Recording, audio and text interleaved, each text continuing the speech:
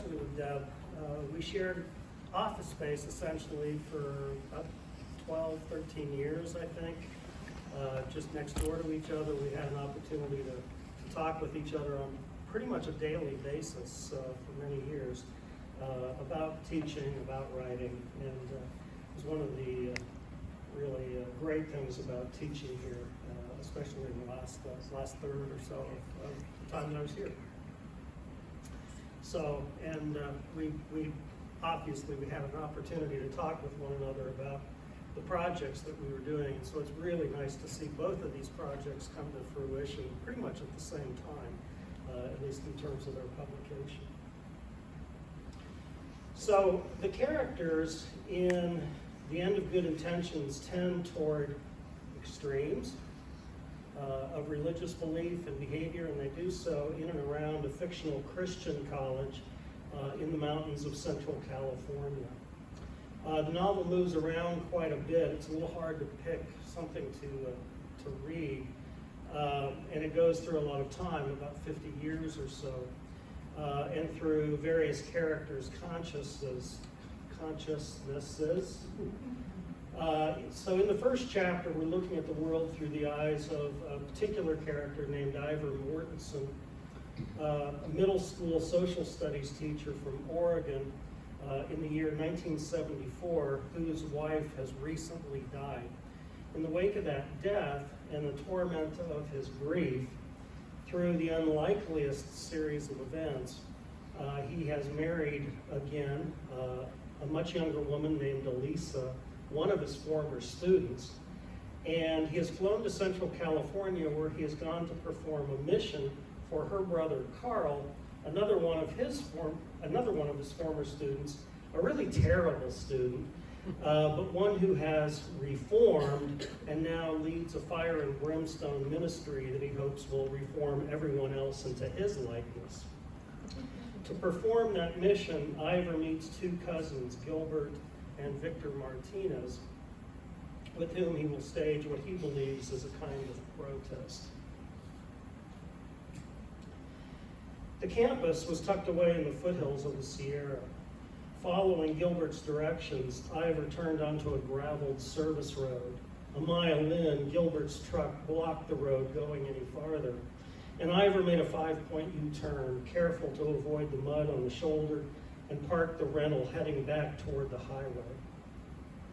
"Your getaway car," Gilbert laughed. They had stopped at a promontory just above the campus. Surrounded by grassy rectangles was the cone-shaped roof of the chapel. Colored lights twinkled on and off around the eaves, making halos in the misty air.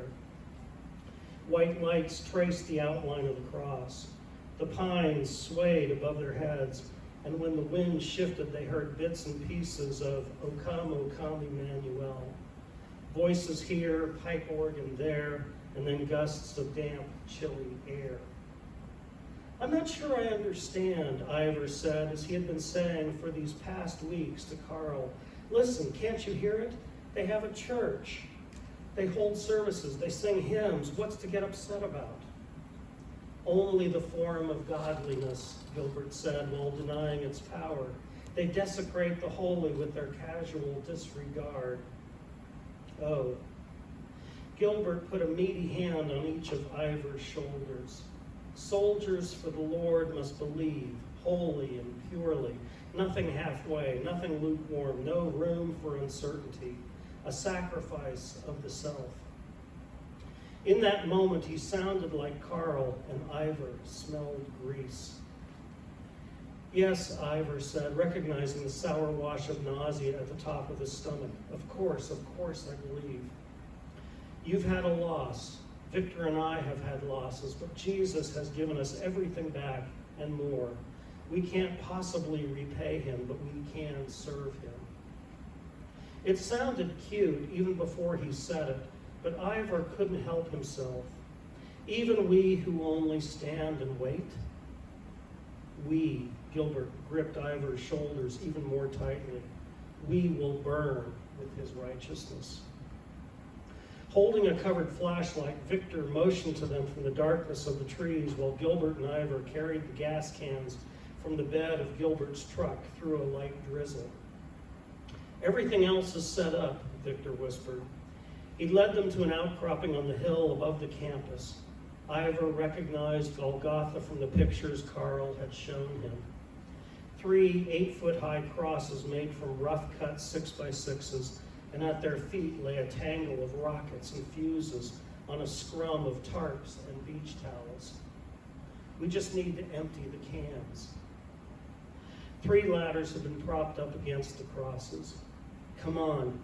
Victor hefted one of the gas cans and began to climb the first of the ladders. "You're a little close to the fireworks," Ivor said, "don't you think?" "In this weather, don't worry," Gilbert said, also ascending. He knows what he's doing. Ivor climbed the middle ladder and, like Gilbert and Victor, unscrewed the cap and began pouring gas down the center pole and along each arm of the crosspiece. The fumes were enough to make Ivor feel a bit wobbly, as though he had been deposited back in time, back to his crumpled LTD in the irrigation ditch and the sleep deprivation of grief and guilt. The sounds from the chapel had ended, and the large double doors were opening to columns of worshipers carrying lit candles and singing Silent Night a cappella. All is calm, all is bright. "Okay," Gilbert said, "here we go." They were students mostly, with an adult here and there, professors maybe. They were all scruffy in the fashion of the past decade, as though soap and water and a pair of scissors were to be avoided. At least half of the women wore caftan-like dresses and boots with puffy down parkas over the top. One of the young men wore a hat reminiscent of the Mad Hatter in the Disney Alice. Their Sunday best. This is what our best intentions have become, this infantilization of our best and brightest. Daycare for those in hormonal turmoil. He could hear Carl now. The mist turned to rain and began to fall more insistently. Round yon virgin. "Let's go," Gilbert said. "Brother Ivor, maybe you could get the car started, warm up the engine, and I'll be with you in a minute." "Here," Victor said, handing him the flashlight. "We'll be able to see just fine." He was halfway back to the rental when the first of the rockets went up, spraying red and green fire in its aftermath. He was turning the key when the explosion rocked the car, the road, and the forest, and an orange glow took over his rear-view mirror. The soot and char refused to come off his face. Scrubbing only seemed to result in further smearing, and the black that was on his forehead only now extended to his cheeks, his chin, and the bridge of his nose. Oh, dear Jesus, dear, dear, sweet Jesus. He was still wearing such war paint when the room phone began to ring. Carl, no doubt, let him wait.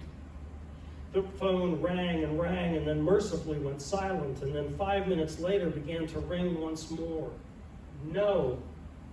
Not to mention the smell of gasoline, which he would never be able to remove. No and no. But he answered the phone the third time because enough was enough, and he needed to shout, "What? What do you want now?" "It's me," Elisa said, not Carl. "What happened?" He's been shouting in tongues and slamming cupboards. It was a mess, an unholy mess. He told her about the explosion that felt like an earthquake underneath the car and the orange light behind him, how tempted he had been to leave right then and there. The engine had been running after all, and he felt like running too. But no, he had turned off the ignition and ran back toward the fire, only to find that the fireworks that had been intended to call attention to the burning crosses had exploded all at once, and not in the controlled way that Victor had planned. And not only had the rockets and peonies and chrysanthemums exploded, but so too had the gasoline on the crosses and the extra can as well. And as if that weren't enough, Gilbert and Victor had been caught up in it somehow.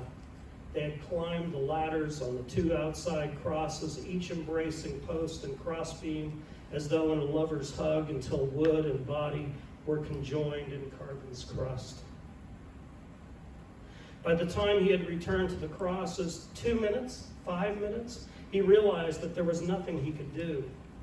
Flames shot above Gilbert's and Victor's heads, and he imagined the parrots of their shirts flying through the sparks. He guessed what they had done with the fourth can of gasoline. They had waited for the inevitable spark and accepted the outcome that they had chosen. Silent night was no more. Instead, he heard gasps from below, the sound of tears and moans insufficient to undo the reality in front of their eyes. He ran back to the car and then drove through the winding darkness blindly, through blinking, unseeing eyes, back to a life that was unknown and unrecognizable. So that moment, Gilbert and Victor's self-immolation, is really the end of Ivor's story. You hear a little bit about him later in the book. Just a few details that trickle out over the next few chapters. The characters who become more important in the novel, as the novel continues, are Elisa, who is just briefly mentioned in that passage, and then Michael Waite, who becomes the first-person narrator of 4 of the 14 chapters in the book.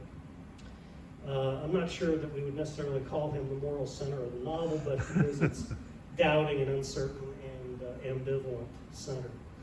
Very much the antithesis of Brother Carl, with all his pronouncements, judgments, and fury. So I will turn it back over to Kevin.